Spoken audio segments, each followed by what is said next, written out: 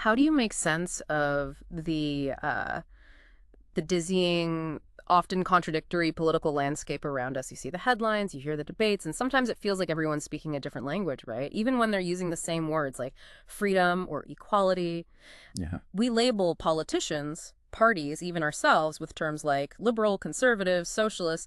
But what do those labels really mean, beneath the surface? Why do people hold such profoundly different beliefs about how society should work, how power should be used, even like what it means to be human? hmm Understanding these underlying belief systems, these foundational frameworks, is absolutely crucial for navigating the world today. It really is. And that's exactly what this deep dive is all about: political ideologies.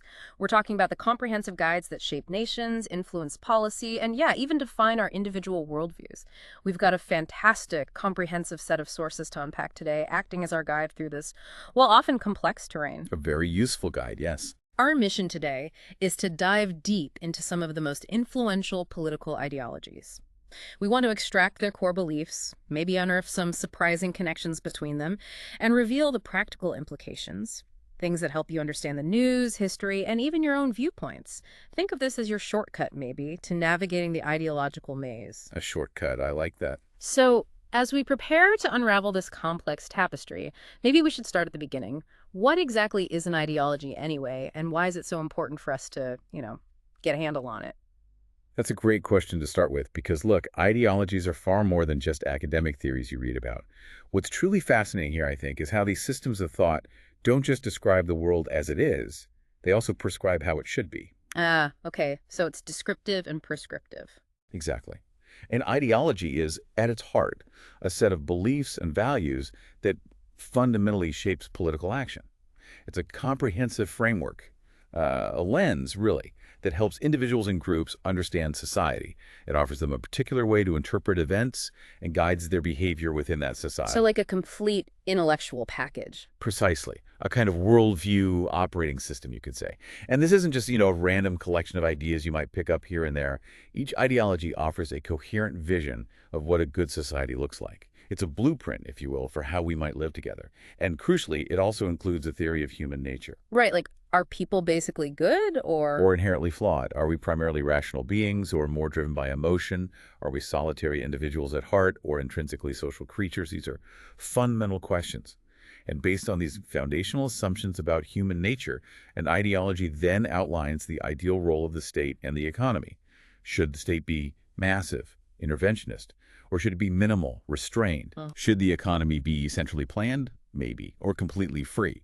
These are the basic, big questions every ideology tries to answer. So it really is like the operating system for a society, telling us not just what is, but what should be.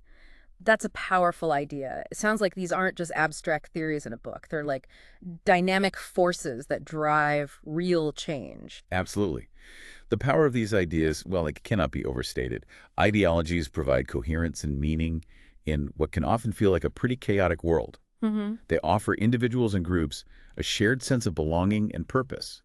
And that's precisely why they are so incredibly effective at mobilizing people for collective action. Right, getting people to act together. Exactly. Yeah. Whether driving movements for progress, for revolution, or sometimes, sadly, for destruction, these are not passive concepts. They are active, transformative forces that have shaped the course of history, leading to some of the greatest shifts and upheavals the world has ever seen. For you, the listener, understanding these foundational frameworks is really a shortcut to comprehending those deep currents that shape policies, spark conflicts, and even influence your own perspectives. And as we navigate this ideological maze, it's important to remember we'll be looking at a truly diverse spectrum. It's not all one thing. Not at all. Some champion the individual above all else, seeing individual liberty as, the highest good. Others prioritize the collective, believing that human flourishing is found more in community and shared well-being. Then you have some clinging to tradition and history, arguing that wisdom is accumulated over generations. While others demand radical, sweeping change, believing the past just holds society back. Precisely. This variety ensures we'll have plenty of those aha moments as we see how these different belief systems interpret the world and propose solutions. It's a mosaic of human thought, really. Each piece kind of convinced it holds the key to the ultimate truth for society. Okay, so we've laid the groundwork, understanding what ideology is. Now, let's step into the first major corridor of our ideological maze: liberalism. I think when anyone really thinks about what freedom truly means, chances are you're tapping into the deep roots of liberalism. But it's not a single unchanging idea, is it? It's evolved quite a bit. No, it's certainly not monolithic. I While the central theme of liberalism is absolutely an unwavering commitment to the individual and building a society where individuals can achieve fulfillment, its interpretation of how to achieve that has shifted dramatically across history. At its core, though, liberalism champions individualism, rationalism, freedom, justice, and toleration. It fundamentally believes that human beings are rational individuals, endowed with the capacity for reason. And as such, they deserve the maximum possible freedom, so long as that freedom is consistent with a like freedom for everyone else.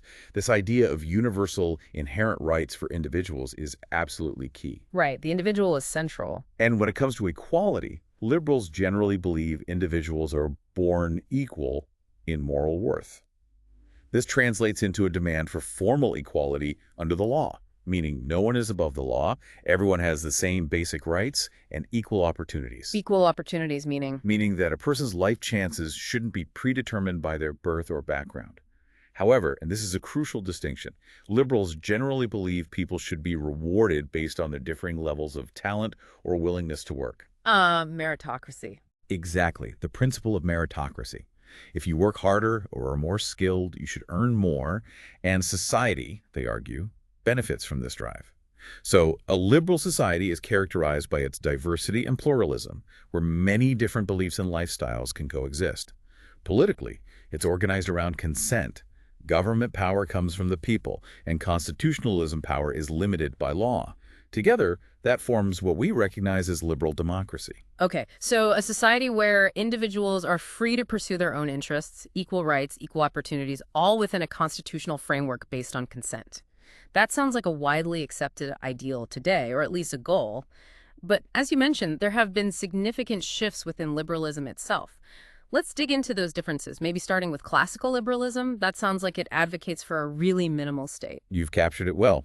Classical liberalism is definitely distinguished by its belief in a minimal state, sometimes called a night watchman state. Yeah, its function is strictly limited, basically maintaining domestic order, enforcing contracts, ensuring personal security, protecting individuals from each other and from foreign threats. That's about it. The underlying assumption here is a rather optimistic view of human beings as essentially self-interested, but also largely self-sufficient, capable of making rational choices. This means, as far as possible, individuals should be responsible for their own lives and circumstances with minimal government interference. So leave people alone to succeed or fail on their own. Pretty much. They believe that individual initiative, if unhindered, would naturally lead to societal progress. Economically, classical liberalism extols the merits of a self-regulating market. You've probably heard the phrase invisible hand. Adam Smith. Right. The idea is that individual pursuits of self-interest, when left unfettered, ultimately benefits society as a whole. So any form of government intervention in the economy is seen as not just unnecessary, but actively damaging. It distorts the natural flow of supply and demand, leads to inefficiency, and ultimately hinders progress. This philosophy found powerful expression in natural rights theories, think John Locke, in utilitarianism, championed by Bentham and Mill, and it really forms one of the cornerstones of libertarianism today. And this focus on a minimal state and non-interference, that leads us directly to the concept of negative freedom, right? Freedom understood as just the absence of constraints. That's right. This is where you see that strong emphasis on individual autonomy. Negative freedom is about being free from external interference, particularly from the state. The idea is simple. The more external obstacles or restrictions are removed, the more free you are. So freedom is about the space you have to act. Exactly. It's about the scope of individual choice and action, limited only by the equivalent freedom of others. It means the state shouldn't tell you what to believe, or whom to associate with, or how to run your business, beyond enforcing basic rules like preventing harm to others. That's a core tenet of classical liberal thought. Okay, so if classical liberalism is all about freedom from interference, then modern liberalism, sometimes called social liberalism, seems to take a very different approach. It sounds like it supports a much more sympathetic, active state. What drove that shift? Well, the shift to modern liberalism developed largely in response to the perceived failures of unregulated capitalism, especially in the late 19th and early 20th centuries. While classical liberalism had focused on removing old constraints, things like feudal rules, the Industrial Revolution and rapid urbanization created new forms of injustice and inequality. Like poverty, slums. Exactly. Poverty, terrible working conditions, poor health, lack of education. These things seemed to trap people, preventing them from truly exercising their freedom, even if no law was directly stopping them. Modern liberals started to believe that simply being free from external constraints wasn't enough if you lacked the basic resources or capabilities to actually act on that freedom. So freedom isn't just about being left alone, it's about being able to do things. Precisely. Modern liberalism argues that state intervention isn't always a bad thing. In fact, sometimes it can enlarge liberty by safeguarding individuals from these social evils. Think about it. Providing public education allows a child to learn and develop skills, making them free to pursue a career they couldn't otherwise. Okay, yeah. Public health care allows someone to recover from illness, making them free to participate fully in society again. The state, in this view, can actually create the conditions that enable individuals to truly flourish and fulfill their potential. So it's not just about being free from, but fundamentally about being free to, allowing for personal growth and self-realization.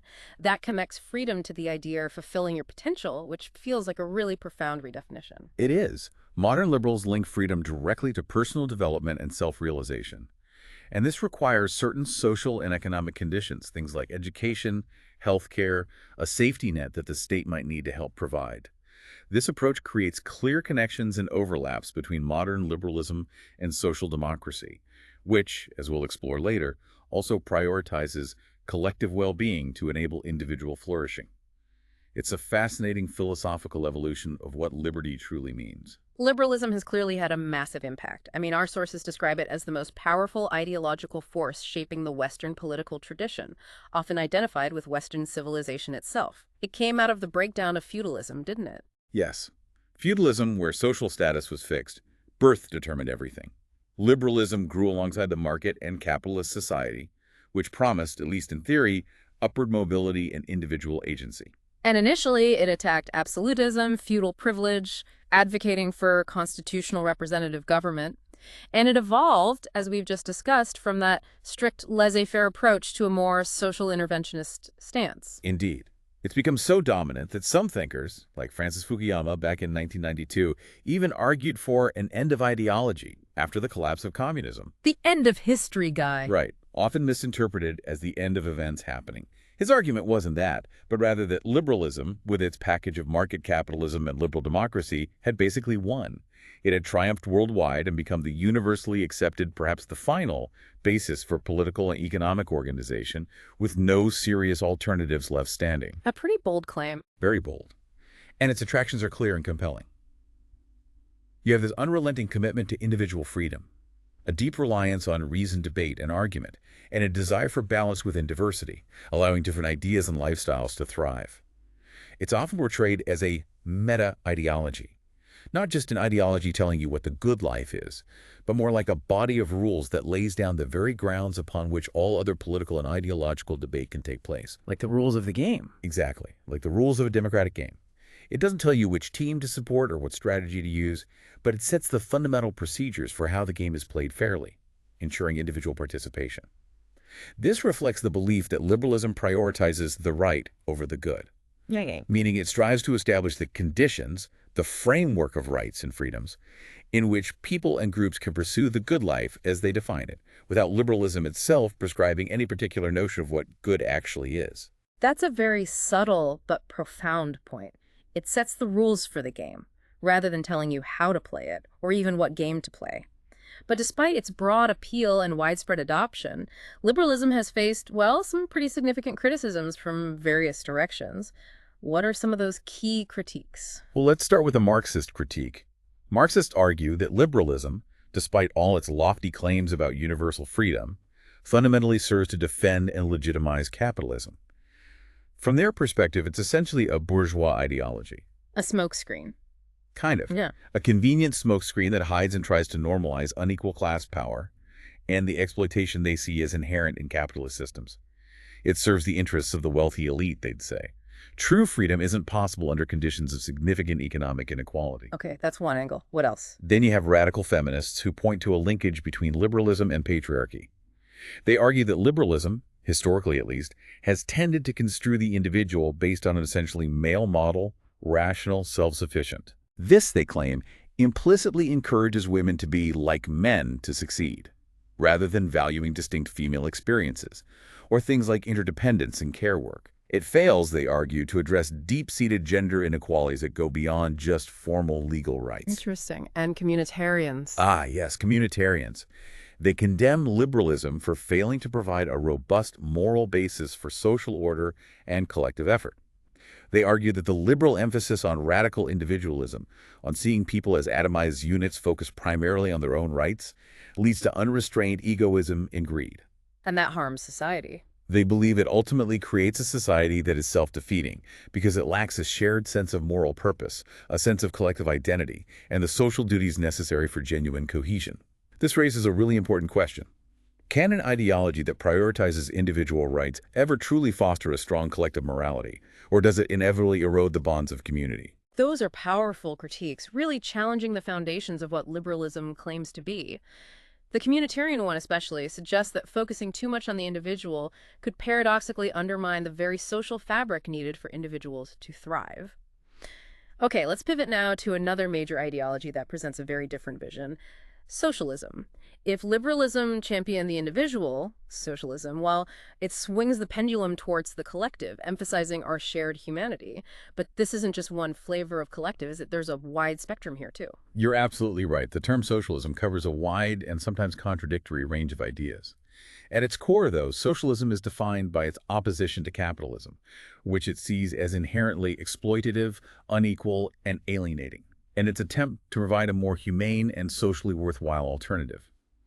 The fundamental belief is that human beings are, well, fundamentally social creatures. We're deeply united by our common humanity, much more than we are isolated individuals.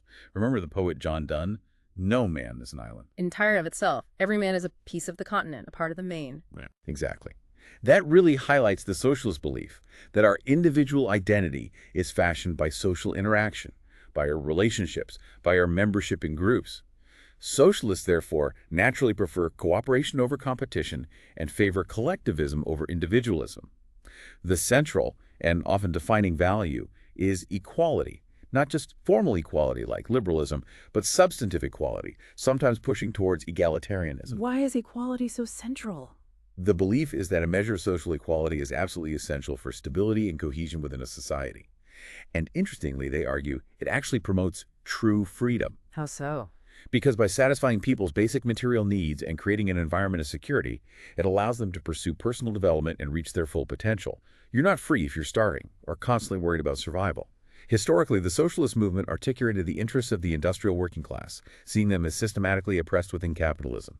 The ultimate goal was often to reduce or even abolish class divisions entirely. So it's about building a society that prioritizes shared well-being and genuine equality, believing that the collective actually elevates the individual.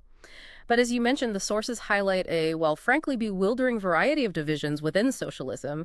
Can you help us navigate those different paths? You've got moral appeals, revolutionary predictions. Certainly. It can be confusing. One key distinction is between ethical or utopian socialism and scientific socialism, which is best exemplified by Marxism. Ethical socialism, seen in early figures like Robert Owen, offers a moral critique of capitalism. It argues capitalism is inherently unjust, and that humans, being ethical creatures, are bound by ties of love, sympathy, compassion. It appeals to a higher moral order for organizing society, often envisioning ideal communities based on shared values. So based on ideals and morality? Right. Scientific socialism, on the other hand, particularly Marxism, undertakes a systematic analysis of historical and social development. It doesn't just suggest that socialism should replace capitalism, it predicts that it inevitably will replace it, based on what it sees as iron laws of history. It claims to offer a scientific understanding of how societies evolve. Okay, ethical versus scientific. What other big divisions? A second major division concerns the means of achieving socialism: revolution versus reform. Revolutionary socialism, most clearly seen in the communist tradition, holds that socialism can only be introduced through the revolutionary overthrow of the existing political and social system. Why overthrow? Why not work within the system? Usually because they believe that state structures are irrevocably linked to capitalism and the interests of the ruling class. Therefore, the state itself cannot be reformed from within, it has to be smashed. Okay. And the alternative? The alternative is reformist socialism, often called evolutionary, parliamentary, or democratic socialism. This believes in socialism through the ballot box. It accepts basic liberal democratic principles, consent, constitutionalism, party competition, and aims to achieve socialist goals incrementally within the existing political system, using democratic processes to gradually transform society. So, working within the rules. Exactly. Finally, there are profound divisions over the end goal of socialism, the nature of the socialist project itself. Fundamentalist socialism aims to completely abolish and replace the capitalist system. They see socialism as qualitatively distinct from capitalism, often equating it with common ownership of all means of production, factories, land, everything. Get rid of capitalism entirely. Right, whereas revisionist socialism, most clearly expressed in modern social democracy, aims not to abolish capitalism, but to reform it. It seeks an accommodation between the efficiency and wealth generation of the market and the enduring moral vision of socialism, prioritizing social justice within a mixed economy. What's fascinating here is that tension, isn't it? Between those who see the system as fundamentally broken, needing complete upheaval, versus those who believe it can be reformed from within. That seems to define so much of the internal debate. Let's delve deeper into Marxism, which our sources describe as the engine of communism, providing that scientific inevitability claim. Yes, Marxism is the comprehensive ideological system within socialism, developed primarily from the writings of Karl Marx and his collaborator, Friedrich Engels. It was later codified, maybe simplified, by figures like Kautsky and Plekhanov, turning Marx's often complex ideas into a more rigid worldview that suited the growing socialist movement. The core of Marxism is a sweeping philosophy of history. It outlines why capitalism is doomed and why socialism and eventually pure communism are destined to replace it, based on what Marx called historical materialism.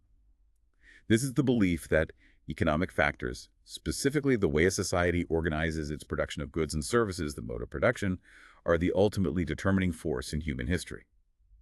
In Marx's view, history isn't driven by great leaders or grand ideas, but through a dialectical process.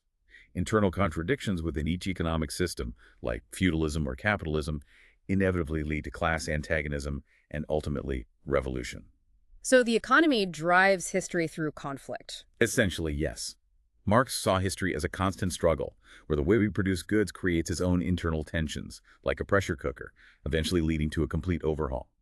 Capitalism, then, is merely the latest, most technologically advanced of these class societies, and it, too, is destined to be overthrown in a proletarian revolution, a workers' revolution.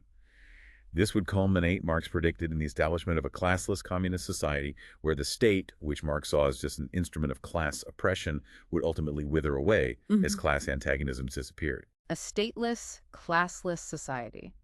What did Marx envision that looking like? He didn't give detailed blueprints, did he? Famously, no.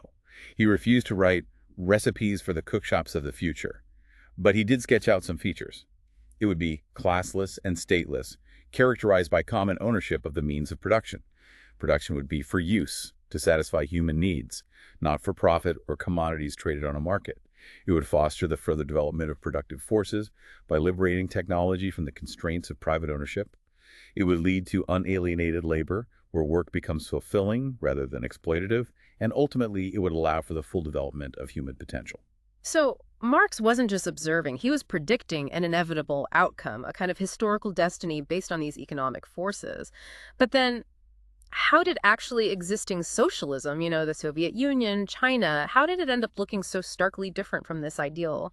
And what were the rival versions of Marxism that emerged, trying to grapple with these complexities? That's a crucial point, and it really highlights the divergence between theory and practice. There are indeed rival versions of Marxism. You have classical Marxism, which refers to the complex, nuanced ideas of Marx and Engels themselves. Then there's orthodox Marxism, often portrayed as dialectical materialism, a term not explicitly used by Marx, but coined later and codified by Lenin and Stalin. And that became Soviet communism. Broadly, yes. This version formed the basis of Soviet communism and placed a heavier, more mechanistic stress on historical inevitability and the absolute necessity of a vanguard party to lead the revolution. It often deviated significantly from Marx's own writings, becoming quite rigid and dogmatic. Even the Marxism of Marx itself is debated. Some scholars focus on the young Marx, seen as a humanist socialist, emphasizing communism's link to human fulfillment and overcoming alienation. Others emphasized the mature Marx, who focused more on rigorous economic analysis and seemed more deterministic about history. Then, modern Marxism, also called Western or Neo-Marxism, emerged largely after World War II. It tried to offer an alternative to the mechanistic and often repressive ideas of orthodox Marxism. It often focused on explaining why Marx's predictions for revolution in the West hadn't come true, analyzing things like ideology, culture, and the state's role in maintaining capitalist systems beyond just pure economics. So when we talk about communism in practice, we're largely talking about that orthodox Marxism filtered through Leninism and Stalinism, not necessarily Marx's full, nuanced vision. Exactly. Actually existing socialism, or orthodox communism, refers to the regimes established by communist parties in the 20th century, the USSR, China, Eastern Bloc countries, and others. These were typically forms of state socialism. Political control was monopolized by a hierarchical, often totalitarian, communist party. The economy was organized through comprehensive state collectivization taking over farms and industries, coupled with central planning dictating production targets. As an ideological movement, communism became intrinsically linked to Marxism-Leninism. Key features included the primacy of economics, support for violent revolution, identifying the proletariat as the universal revolutionary class, belief in the Communist Party as the indispensable vanguard, socialist internationalism, and comprehensive state control over almost all aspects of life. And historically, it was incredibly powerful. Undeniably. One of the most powerful political forces of the 20th century, especially from 1917 to 1991.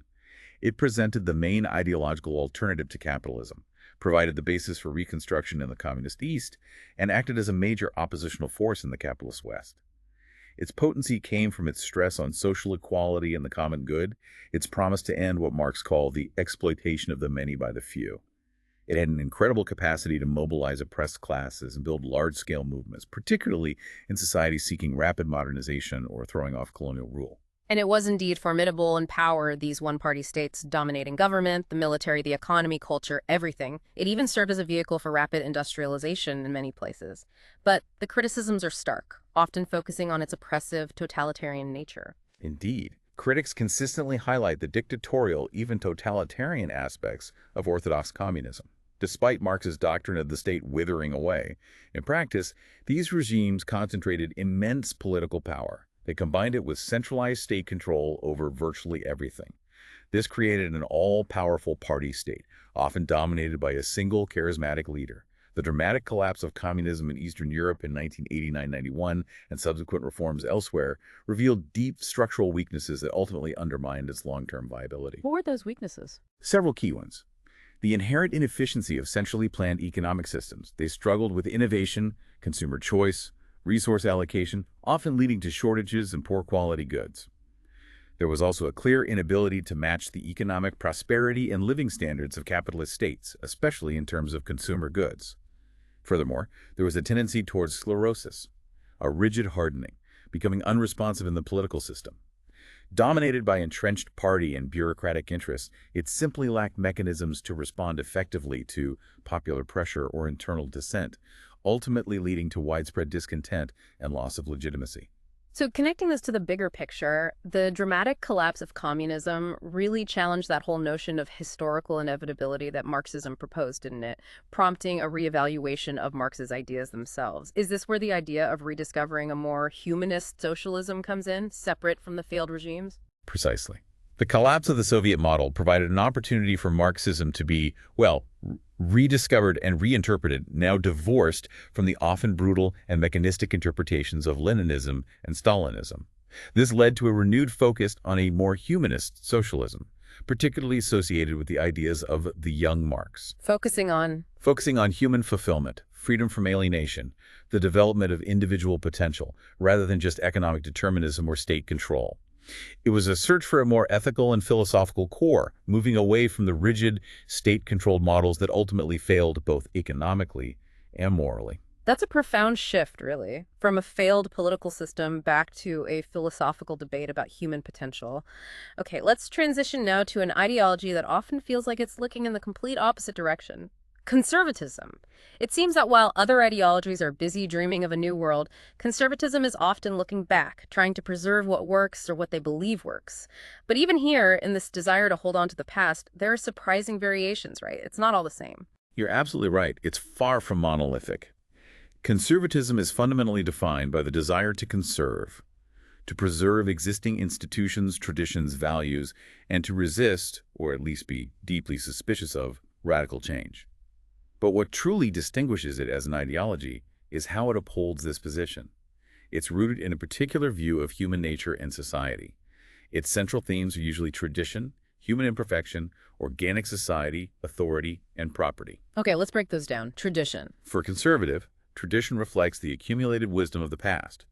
It represents practices and institutions that have been tested by time and proven their worth.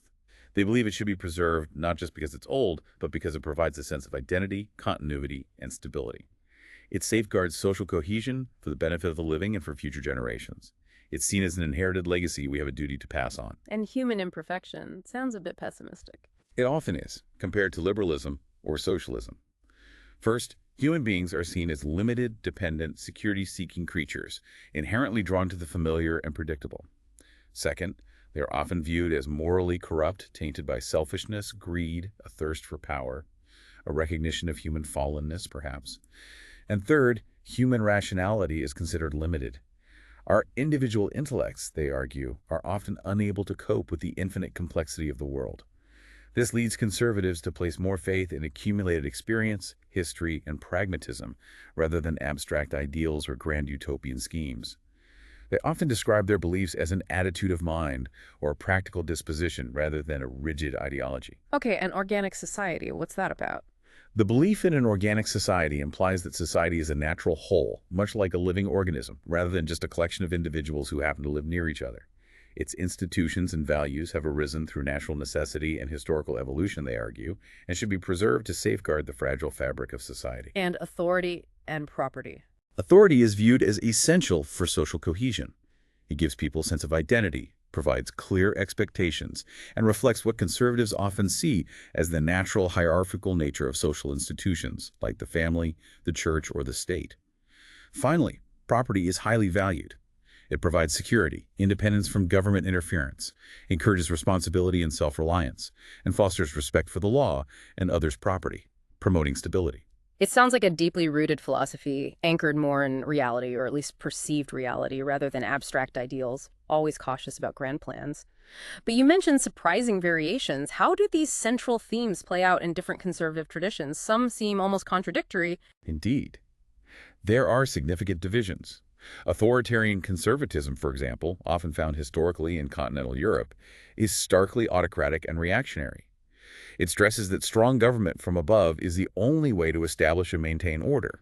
It often rejects parliamentary democracy and embraces a strong leader. Historically, this form sometimes collaborated with fascist regimes, prioritizing order and national strength above all. Okay, that's one extreme. What else? Then there's paternalistic conservatism, maybe most influentially expressed by Benjamin Disraeli in 19th century Britain. This draws upon a combination of prudence and principle. It argues that reform from above is preferable to revolution from below, meaning the elite should take action to improve society to prevent popular unrest. Noblesse oblige. Exactly. It emphasizes that the wealthy and powerful have a moral obligation to look after the less well-off, seeing this duty as the price of privilege. This tradition is fully developed in one-nation conservatism, which advocates a middle-way approach to state-market relations. It supports some economic management and welfareism, sometimes called welfare Toryism or Tory democracy, to ensure social cohesion and prevent society from fracturing into two nations, rich and poor. And then there's a very different kind, libertarian conservatism. Yes, on a very different end of the spectrum. This advocates for the greatest possible economic liberty and the least possible government regulatory, strongly echoing laissez-faire classical liberalism. However, it combines this economic freedom with a belief in a more traditional conservative social philosophy that stresses the importance of authority, duty, and social discipline. This tradition provided the ideological basis for the New Right theories in the 1970s and 80s, think Margaret Thatcher and Ronald Reagan. They sought to roll back state intervention and promote free markets, but often held quite traditional social views. This really highlights a fundamental tension, doesn't it? How much change is necessary to preserve the core values. It leads to these very different approaches, from the nanny state criticism associated with the New Right to the idea of noblesse oblige in paternalistic conservatism. It really shows how flexible the conservative impulse can be in practice. It truly does. Conservative ideas emerged, as you noted, in the late 18th and early 19th centuries as a direct reaction against the rapid changes of the time, the French Revolution, industrialization. It stood in defense of an embattled traditional social order against the pressures of liberalism, socialism, nationalism. Its remarkable resilience stems precisely from its ideological caution and political flexibility. Edmund Burke's idea of change in order to conserve is key here. This allowed conservatism to adapt its core values to mass politics, broadening its social and electoral base. It could embrace welfarist policies as one-nation conservatism in one era, or advocate for rolling back the state as the new right in another, all under the banner of preserving core values, albeit interpreted differently. But it faces criticisms too, right? Like being just an ideology for the powerful. Absolutely. Conservative thought has always been open to the charge that it amounts to nothing more than a ruling class ideology, designed to legitimize the status quo and defend elite interests. Critics also allege deep divisions, particularly between traditional conservatism focused on institutions, community, and the new right's libertarianism, arguing the tradition has become incoherent. This points to a profound internal contradiction. Neoliberalism, with its emphasis on radical freedom, choice, rights, and unrestrained competition, can actually unleash forces that threaten the very values dear to neoconservatism, things like authority, discipline, respect, duty, stable social structures. So the free market wing could undermine the traditional values wing. Exactly. The danger is that the success of neoliberals in unleashing unregulated capitalism can actually erode the established values and traditional institutions that neoconservatives hold dear. So the conservative label itself becomes a battleground. That's a truly fascinating internal contradiction. The very forces unleashed by one wing potentially eroding the foundations cherished by another. So the conservative vision is one where maybe we travel light on abstract principles and lean heavily on what history has shown us, pragmatically adjusting. But what if history also shows us the need for radical change, not just incremental adjustments? That seems to be the core tension. Indeed.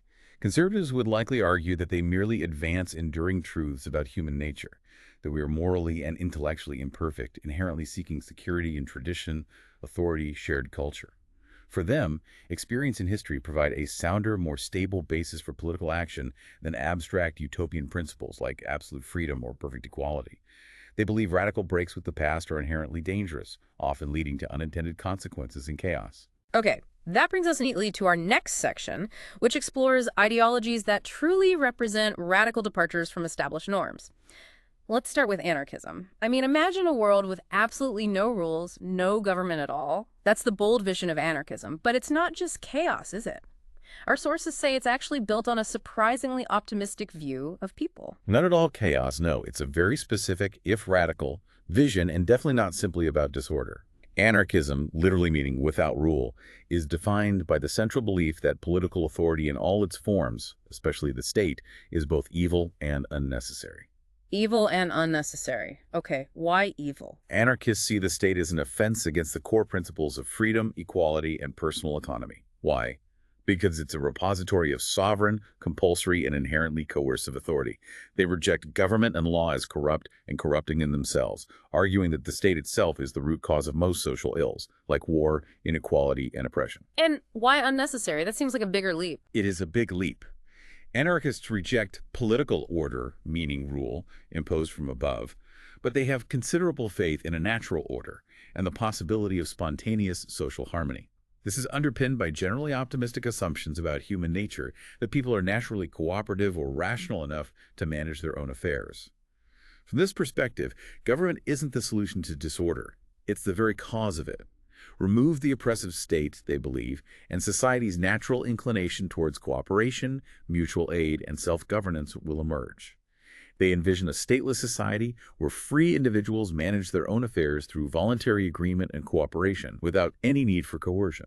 That's fascinating. But you also mentioned that this preference for a stateless society has developed from two quite different traditions: socialist communitarianism and liberal individualism. How does that work? It's one of the most intriguing aspects. Anarchism can be seen as a point of intersection, almost like an ultra-socialism in its collectivist forms and an ultra-liberalism in its individualist forms. It pushes the core tenets of each collective good or individual liberty to their logical, stateless extreme. Okay, tell us more about these two rival traditions within anarchism. How can both socialism and liberalism lead to this anti-state conclusion? Well, on one hand, you have collectivist anarchism, often seen as classical anarchism. This is rooted deeply in principles of social solidarity, what Peter Kropotkin famously called mutual aid. This is the belief that the natural relationship among people is one of sympathy, affection, and harmony, and that cooperation is actually more natural to us than competition. Collectivist anarchists typically stress social equality and common ownership. They support Pierre-Joseph Proudhon's famous assertion that property is theft, believing private property is the source of exploitation and inequality. This branch includes anarcho-communism, which envisions a society organized into self-governing communes where resources are shared based on need. So communal living, shared resources, no state. What's the other side? The other side is individualist anarchism. This is based on the idea of the sovereign individual. Individual conscience and the pursuit of self-interest should not be constrained by any collective body or public authority, not even a democratic one. The individual is paramount. This overlaps significantly with libertarianism and is usually linked to a strong belief in the market as a self-regulating mechanism capable of coordinating society without a state. The most obvious modern manifestation is anarcho-capitalism, which envisions a society where all public services, including things like law enforcement and defense, are provided by private competing businesses. No state whatsoever, just contracts and markets. Wow. So despite the shared anti-state core, there's a huge difference in how they imagine the post-state society. One collective and shared, the other radically individualist and market-driven. It's clear, though, that anarchism has never really succeeded in winning power nationally. No country runs on anarchist principles. So how significant is it really as a political movement today? Is it just a fringe idea? That's a common criticism, and it's tempting to dismiss its significance because, yes, no society has been fully remodeled according to anarchist principles. It faces some major drawbacks as a political movement. First, the goal of overthrowing the state is often considered highly unrealistic utopian in the negative sense. Critics say it places perhaps excessive faith in inherent human goodness or the spontaneous capacity of social institutions, whether the market or communes, to maintain order without any central authority. Right, the chaos argument again. Exactly. Second, by viewing government as inherently corrupt, anarchists typically reject conventional means of political activism. They don't usually form parties, run in elections, or seek public office. They rely instead on direct action, civil disobedience, maybe spontaneous rebellion, which makes building broad, organized movements very difficult. Third, anarchism isn't a single, coherent set of ideas. Beyond just anti-statism, anarchists profoundly disagree on the nature of an anarchic society, especially regarding property rights, economic organization, the very mechanisms of social order. This makes a unified political force hard to achieve. But despite these inherent drawbacks, our sources suggest its significance might be underestimated. What's its enduring legacy, then, if not power? Precisely. Its significance lies less in acquiring direct political power, and more in its ability to consistently challenge and, well, fertilize other political creeds. For centuries, anarchists have highlighted the coercive and destructive nature of political power, providing a vital counterbalance to statist tendencies within liberalism, socialism, and even conservatism. It has influenced both the New Left, with its emphasis on direct democracy and communal living back in the 60s and 70s, and certain elements of the New Right, which have shown libertarian tendencies bearing the imprint of anarchist ideas, particularly in calls for minimal government. Its importance might just be concealed by its increasing diversity and adaptation. Anarchist ideas now address issues like ecology, anti-globalization, transport, urban development, consumerism, technology, sexual relations. The argument that it's irrelevant because it's not a mass movement might miss the point. Perhaps the very nature of traditional mass politics is less relevant in our increasingly complex, fragmented world. This raises an important question. Is anarchism's ultimate impact less about achieving its own vision and more about its profound critique of power itself, pushing other ideologies to constantly re-examine their assumptions about coercion and authority? Its influence is certainly felt, even where its name isn't explicitly spoken. That's a fascinating way to look at it. Less about direct power, more about intellectual influence and the continuous questioning of authority. Okay, now let's move to an ideology at the opposite end of the spectrum in terms of its historical impact and, frankly, devastating consequences. Fascism and Nazism. It's a stark and chilling contrast to the other ideologies we have explored, which often at least claim to seek human improvement or progress. Fascism, by contrast, seems to embrace struggle, hierarchy, even destruction. What made it so potent historically, and what was its core appeal? Fascism is a political ideology whose core theme is the idea of an organically unified national community, embodied in a belief in strength through unity. The individual, in a very literal sense, is often seen as nothing. Individual identity must be entirely absorbed into the community or social group, often the nation or race, to the point of complete self-effacement. The fascist ideal is that of the new man, a heroic figure motivated by duty, honor, and self-sacrifice, prepared to dedicate his life unconditionally to the glory of his nation or race, and crucially, to give unquestioning obedience to a supreme leader. This concept of total absorption into the collective and absolute loyalty is paramount. So the individual disappears into the group. Completely. In many respects, fascism constitutes a radical revolt against the ideas and values that had dominated Western political thought since the Enlightenment. Things like rationalism, progress, universal freedom, equality. These were overturned in the name of struggle, leadership, power, heroism, and war. In this sense, fascism has an anti-character. It's largely defined by what it opposes. It's anti-rational, anti-liberal, anti-conservative in the traditional sense, anti-capitalist in its perceived decadent individualistic form, anti-bourgeois, and vehemently anti-communist. It represents the darker, more irrational and romantic side of the Western political tradition, often transforming values rather than simply abandoning them. Transforming them how? Well, for fascists, freedom means complete submission to the leader and the national will. Democracy is equated with dictatorship, seen as the true expression of the unified national spirit. Progress is redefined as constant struggle and war, and creation is fused with destruction, as old orders must be violently swept away to build the new. It sounds incredibly nihilistic and destructive, yet something capable of inspiring fanatical loyalty. And the sources point out a complexity within fascism, particularly between its Italian and German forms. What were the defining differences there? Yes, it's difficult to identify a single fascist minimum that applies equally to all movements. Italian fascism under Benito Mussolini was essentially an extreme form of statism. It was based on unquestioning respect and absolute loyalty toward a totalitarian state. As the philosopher Giovanni Gentile, a key fascist ideologue, put it, everything for the state, nothing against the state, nothing outside the state. It sought to organize all aspects of society under state control for national greatness. So the state was everything in Italy. What about Germany? German Nazism, on the other hand, was constructed primarily on the basis of virulent racialism. This is what fundamentally defines Nazism as fascism plus racialism. Its two core theories were, first, Aryanism, the pseudoscientific belief that the German people constituted a master race, Aryans, destined for world domination, and second, a virulent, obsessive form of anti-Semitism. Right, the hatred of Jews. An anti-Semitism that portrayed Jews as an inherently evil, destructive, and parasitic force, a universal scapegoat for all societal ills, from capitalism to communism, from modern art to internationalism. Nazism presented the world in these pseudo-religious and pseudo-scientific terms as an apocalyptic struggle for dominance between Germans, seen as creative and good, and Jews, seen as destructive and evil. Hitler's worldview, famously outlined in Mein Kampf, was that this racial struggle could only end in either the final victory of the Jews and the destruction of Germany, or an Aryan world conquest and the elimination of the Jewish race. There was absolutely no middle ground envisioned. Neo-Nazism today often retains the cult of Hitler, but might reassign the racial categories, defining Aryans more broadly as whites and their enemies as any convenient racial or ethnic minority like blacks or immigrants. The consequences of this ideology were truly catastrophic, leading directly to global conflict and unprecedented atrocities like the Holocaust. They were indeed. The Hitler regime, established in Germany in 1933, swiftly consolidated power and embarked on an aggressive program of remilitarization and expansionism that directly led to the outbreak of World War II.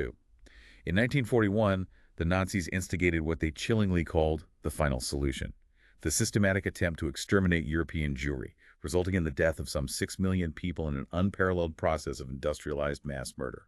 Historians continue to debate how much these events were purely driven by Nazism's ideological goals versus, say, tactical blunders or institutional chaos, but the profound impact is undeniable. Fascism itself emerged from the unique and turbulent circumstances of the post-World War I era. What kind of circumstances? Think about it. A legacy of disruption from the war, widespread militarism, frustrated nationalisms, especially in defeated or disappointed nations like Italy and Germany, weak and unstable democracies, severe threats perceived by the middle and propertied classes from both big business consolidation and organized labor movements, widespread fears generated by the Bolshevik Revolution and the spread of communism, and the profound economic insecurity of the 1920s and 30s, especially the Great Depression. Fascism promised order, national unity, and glory in a world that felt chaotic and humiliating. So it thrived on crisis and fear. Very much so. While some argue fascism was a specific interwar phenomenon that died decisively in 1945, the late 20th century unfortunately saw a worrying renewal in the form of neo-fascism and neo-Nazism. This has been particularly influential in parts of Eastern Europe, where it has sought to revive old national rivalries and racial hatreds, exploiting the political instability after the collapse of communism. It's often linked today to anti-immigration campaigns and insular, ethnically or racially based forms of nationalism that have sprung up in reaction against globalization and perceived cultural threats. This raises a critical and deeply unsettling question. Can ideologies based on exclusion and hatred truly be eradicated? Or do they remain a constant threat lurking in the shadows of social insecurity, ready to resurface when conditions are right? And can fascism ever really be democratic? It is highly questionable whether fascism can ever meaningfully adopt a democratic face. Doing so would imply an accommodation with pluralism, toleration, and individualism concepts that are fundamentally antithetical to its core principles of total unity, submission to the leader, and the suppression of dissent. That's a chilling thought to end on, highlighting the enduring relevance of understanding these dark corners of political thought and the conditions under which they can unfortunately reemerge. Okay, let's move on and explore some other influential ideologies. These often seem to bridge or blur the lines between the ones we've already discussed, perhaps trying to address their perceived shortcomings. First up, communitarianism. You mentioned this earlier as a critique of liberalism. If liberalism sometimes loses itself in the individual, communitarianism reminds us that we're all part of something bigger. It's not a full-blown ideology itself, you said, but it certainly had a profound impact as a critique. You're right. It's not an ideology in the same prescriptive sense as liberalism or socialism. It's more a theoretical position, a way of thinking that has been adopted by people across various traditions from the left to the center to the right. Communitarianism is the belief that the self, the person, is fundamentally constituted through the community. Meaning our identity comes from our groups. Largely, yes. It means our individual identities, our values, our sense of purpose are profoundly shaped by the communities we belong to, our families, towns, nations, cultures. Therefore, individuals owe a debt of respect and consideration to these communities. As they often put it, there are no unencumbered selves, meaning we aren't just isolated atoms floating freely. We are inextricably linked to our social context, our history, our relationships. Modern communitarianism really developed as a distinct school of thought in the 1980s and 90s, with theorists like Alasdair MacIntyre and Michael Sandel. It emerged primarily as a powerful critique of liberalism, specifically Rawlsian liberalism. What was their critique? They highlighted the damage done to the public culture of liberal societies by what they saw as an excessive emphasis on individual rights and liberties, often at the expense of community needs and shared moral responsibilities. They argued that a society focused solely on individual autonomy would lose its moral compass and social cohesion. It would become fragmented. Its significance really emerged as a direct reaction against the perceived imbalances created by liberal individualism. Communitarians warned that if individuals are unconstrained by social duty and moral responsibility, allowed only to consider their own interests and rights, society will eventually disintegrate into just a collection of self-serving individuals. The communitarian project attempts to restore society's moral voice and construct a politics of the common good, a tradition that, interestingly, dates back to ancient Greek philosophers like Aristotle. It has had a growing influence on modern liberalism and social democracy, pushing them to consider social cohesion, civic virtue, and the importance of collective identity more seriously. So it's a powerful counter-narrative to radical individualism, reminding us of our social bonds and duties. But it also faces criticisms, doesn't it? Perhaps for leaning too far towards the collective, potentially becoming conservative or even authoritarian. Yes, that's a common criticism. Critics allege that communitarianism can have conservative and even authoritarian implications. Why conservative? Because it can sometimes amount to a defense of existing social structures and moral codes, simply because they are traditional or represent the community's values, even if those values are discriminatory.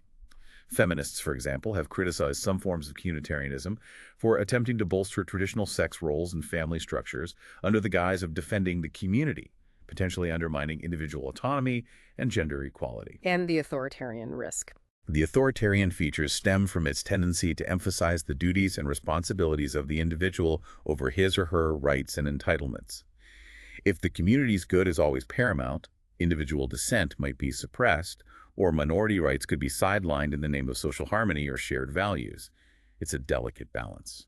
That tension between individual rights and communal duties seems to be a recurring theme across so many ideologies, a constant balancing act. Okay, next, let's talk about ecologism.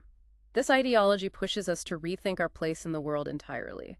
It's not just about saving the planet, which can still sound a bit human-centered, but about a really radical shift in perspective, from human-centered to earth-centered. Absolutely. That shift in perspective is key. The central feature of ecologism is the profound belief that nature is an interconnected whole, embracing humans, non-humans, and even the inanimate world as parts of a single biosphere.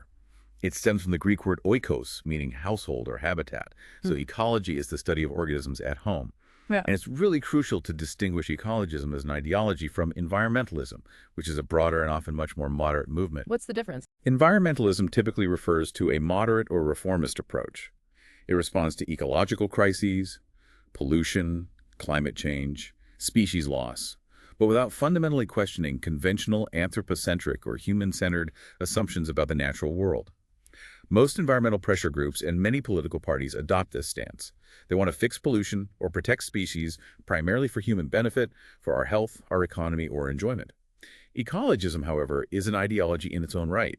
It adopts an ecocentric or biocentric perspective that accords priority to nature or the planet itself, seeing humanity as just one part of a larger interconnected system with no inherent right to dominate. This fundamentally differs from human-centered views. Okay, so prioritizing nature itself, are there different kinds of ecologism? Yes, within ecologism, two main strains are often identified: deep ecology and shallow ecology. Deep ecology completely rejects any lingering belief that the human species is somehow superior to or more important than any other species or nature itself. It argues for a radical rethinking of humanity's place, often advocating for a significant reduction in human impact, maybe even population, and a simpler way of life. And shallow ecology. Shallow ecology, sometimes called reformist ecology, accepts the lessons of ecology interconnectedness, limits to growth, but harnesses them primarily to human needs and interests. The argument is more pragmatic. If we serve and cherish the natural world, it will continue to sustain human life. It's more about sustainable development, responsible resource management, ultimately for human survival and well-being. And we also see hybrid forms, right, like eco-socialism or ecofeminism, showing how this idea of nature first can blend with other existing ideologies and critiques. Yes, many fascinating hybrid forms have emerged, demonstrating ecologism's pervasive influence and its ability to connect with other critiques of the modern world. Eco-socialism, often influenced by modern Marxism, explains environmental destruction in terms of capitalism's inherent drive for profit and endless growth, arguing that only a socialist, non-profit-driven economy can achieve ecological balance. Eco-anarchism draws parallels between the natural equilibrium found in ecosystems and the potential for self-organizing human communities, using the idea of social ecology to advocate for decentralized, non-hierarchical living in harmony with nature. And ecofeminism. Ecofeminism portrays patriarchy, the system of male domination, as the chief source of environmental destruction. It argues that the male-dominated impulse to control, exploit, and dominate extends equally to nature and to women, and that women, perhaps due to their traditional roles or inherent qualities, are naturally more attuned to ecological balance. There's even a reactionary ecologism that links nature conservation to the defense of a traditional social order, most radically expressed in Nazism's disturbing blood and soil ideas, which tried to connect the people's identity and purity to their native land and its preservation from foreign influences. Deep ecology, however, often tends to reject all conventional political creeds, capitalism, socialism, whatever, viewing them all as examples of an industrialism super-ideology that prioritizes economic growth over ecological limits. So it really cuts across the traditional left-right spectrum. It really does. Modern ecologism emerged as a significant political force back in the 1960s amid growing concern about pollution, resource depletion, overpopulation. It has gained considerable political traction since then through the rise of green parties across the globe and powerful environmental lobbies influencing mainstream politics. Its major strengths are, undoubtedly, drawing attention to the critical human nature imbalance and the existential threats we face. It also questions and transcends the often limited anthropocentric focus of traditional Western political thought. In an age of globalization where environmental problems like climate change ignore national borders, it's perhaps the closest thing political theory has to a truly world philosophy, demanding a fundamental shift in values to prioritize the planet's well-being over narrow human interests. This truly pushes the boundaries of political thought, moving beyond just human-centric concerns to a global systemic perspective. Okay, next, let's tackle religious fundamentalism. When foundational, maybe unquestionable, truths become political organizing principles, it sparks a very different kind of social order than we've seen in most other modern ideologies. It's clearly a powerful force, but one that also comes with significant challenges, especially to modern liberal societies. Indeed. Fundamentalism, coming from the Latin fundamentum, meaning base or foundation, is essentially a style of thought. It's where certain principles are recognized as essential, unchallengeable truths that hold overriding authority, regardless of their content, or whether they align with modern secular thought or scientific evidence. In its religious form, which is what we usually mean by the term, it's characterized by a profound rejection of the conventional modern distinction between religion and politics. The core idea is that politics is religion. Meaning no separation of church and state. Exactly. It means religious principles are seen not just for private moral life, but as the absolute organizing principles for public existence. This includes law, social conduct, the economy, the entire political system. This contrasts sharply with secularism, which insists on that separation. Now, while some forms of religious fundamentalism can coexist, perhaps uneasily, with pluralism and even democracy, think of certain Christian fundamentalist movements in the USA or some Jewish fundamentalist factions in Israel, this is often because their political goals are limited to influencing policy on specific issues, rather than fundamentally restructuring the state itself. But other forms are more revolutionary. Yes, other forms are explicitly revolutionary. Islamic fundamentalism, for instance, in places like Iran after the 1979 revolution, or movements aiming for similar goals elsewhere, seeks to construct a theocracy. That's a state built entirely on religious principles, where political position is linked to one's place within a religious hierarchy, and religious law, like Sharia, is treated as the supreme law of the land.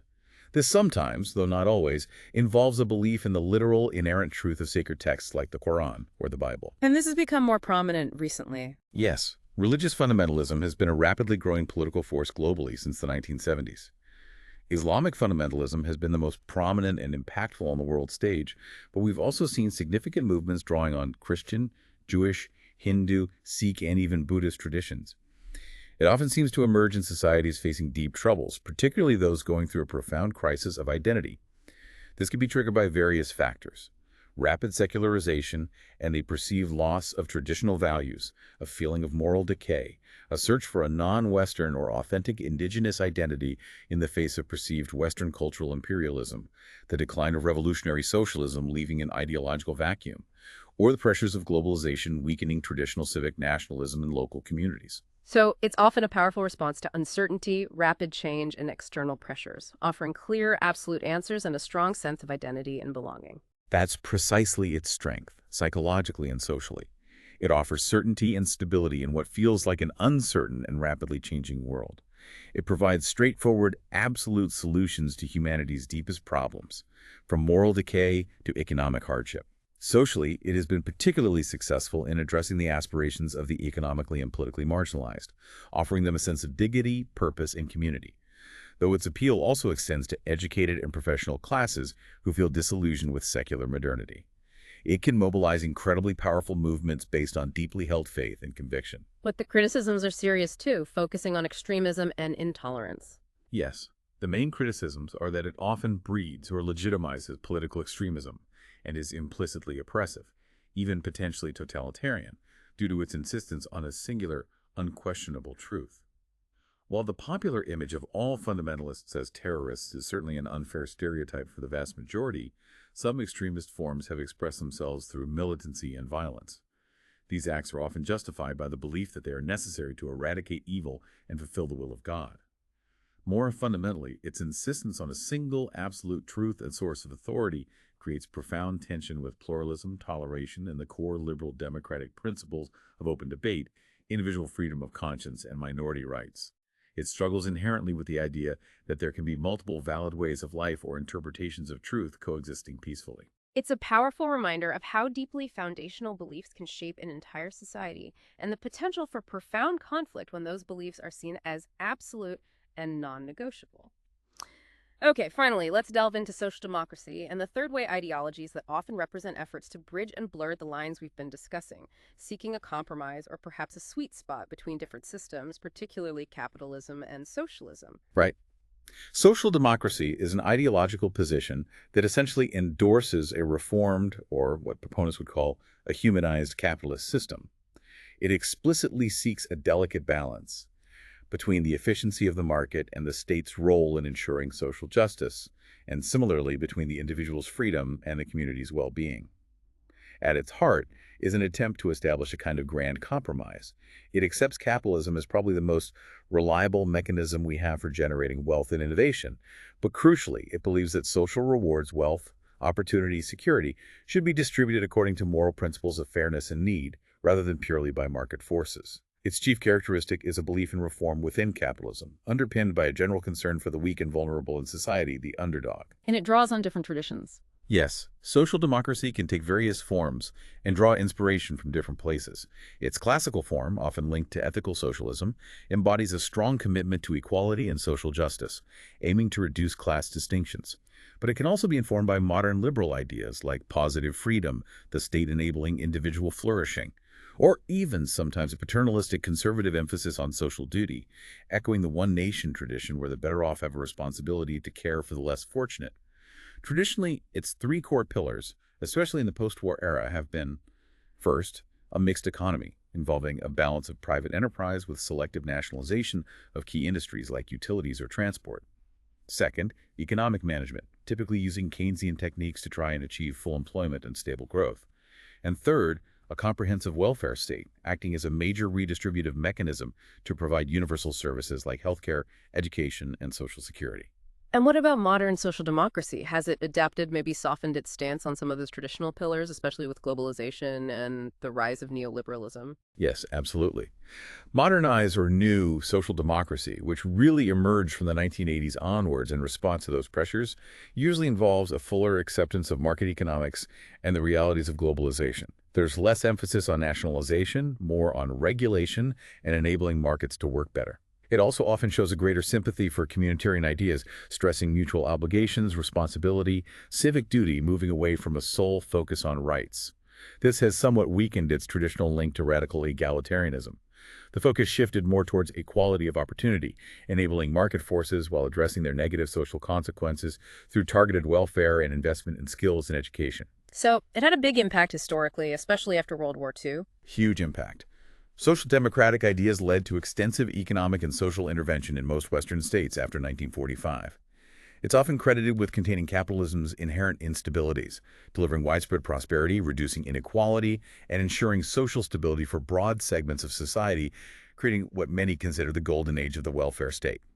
However, its forward march was closely tied to the unique conditions of the post-war long boom and the success of Keynesian economic policies. When that era ended with the recessions and stagflation of the 1970s and 80s, the underlying contradiction of social democracy trying to maintain a profitable capitalist system while simultaneously promoting greater equality came sharply to the surface. This led to a period of crisis and a widespread abandonment of some traditional positions, with many social democratic parties adopting more market-oriented values. So a period of profound questioning and adaptation, almost a pragmatic retreat from some of its founding principles in the face of economic headwinds. But it still holds an attraction, doesn't it, as a kind of political sweet spot or center ground? It definitely does.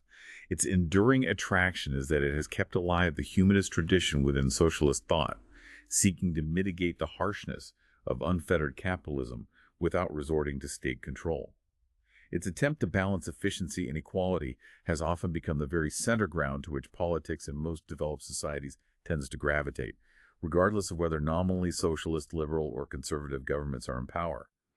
It occupies that crucial space in the middle. From a strict Marxist perspective, however, social democracy is often seen as a betrayal of socialist principles, merely propping up a defective capitalist system and delaying its inevitable collapse. Its central theoretical weakness, critics argue, is its lack of firm theoretical roots. Its definitions of equality and justice have been constantly revised, and sometimes, by embracing community and social duty, it has taken on a somewhat conservative character, defending existing social arrangements rather than acting as a clear vehicle for radical social transformation. And then very briefly, there's the third way, which feels like a more recent and perhaps even more nebulous attempt to find that sweet spot, a blend that tries to move beyond the old categories of left and right altogether. Yes, the third way is primarily a slogan, really, encapsulating the idea of an alternative path, distinct from both traditional state-dominated socialism and untrammeled free market capitalism. Historically, the term has been used for different things. Mussolini claimed Italian fascism's corporatism was the third way. In the post-war period, Keynesian social democracy, particularly the Swedish model combining private wealth generation with a comprehensive welfare system, was sometimes described this way. More recently, the idea resurfaced prominently in the 1990s with new social democratic or post-socialist thought associated with leaders like Tony Blair in the UK and Bill Clinton in the US. This modern third way explicitly positioned itself as an alternative to tap-down state intervention, seen as inefficient, and the radical free market capitalism of the Thatcher-Reagan era, seen as socially divisive. It tried to learn from the perceived failures of both. So, what is its ideology? Is it even an ideology? That's the million-dollar question.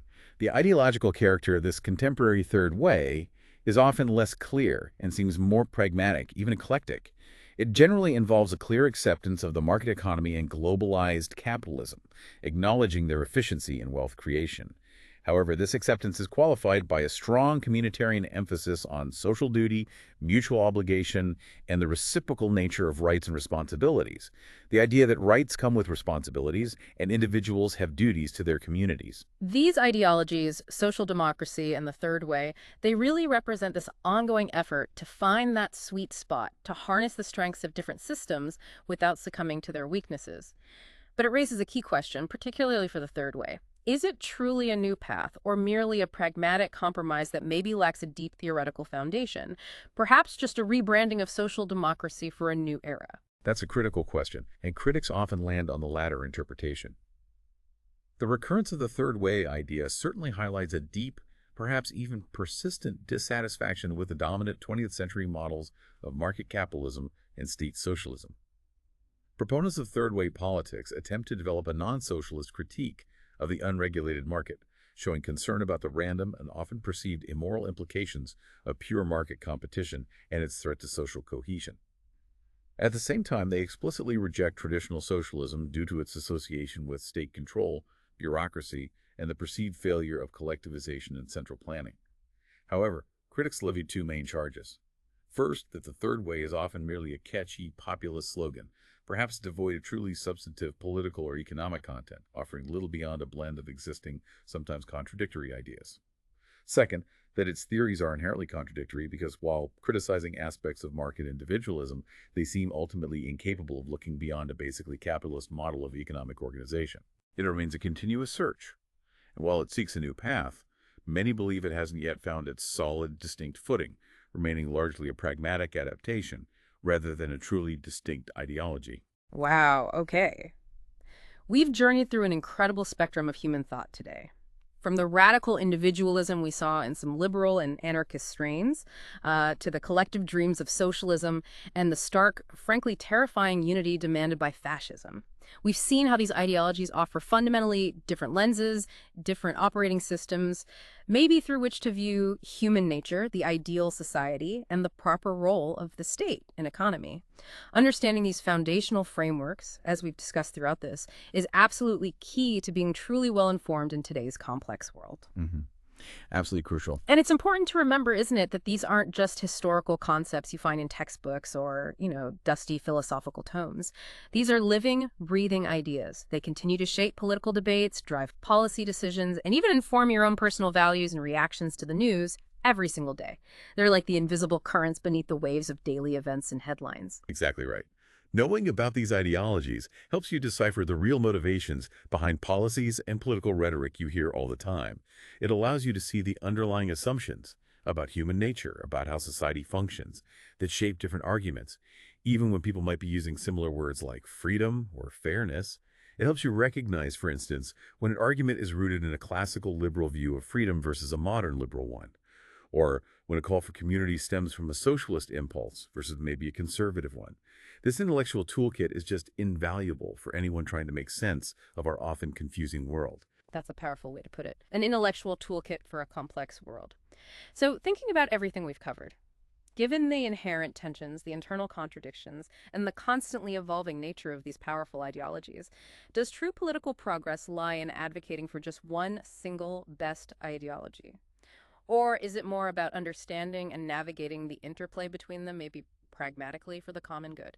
It's clear that while the headlines change constantly, the underlying ideological currents continue to shape our world in profound ways. We really hope this deep dive helps you navigate those waters with, well, a bit more insight and hopefully a lot more haha moments.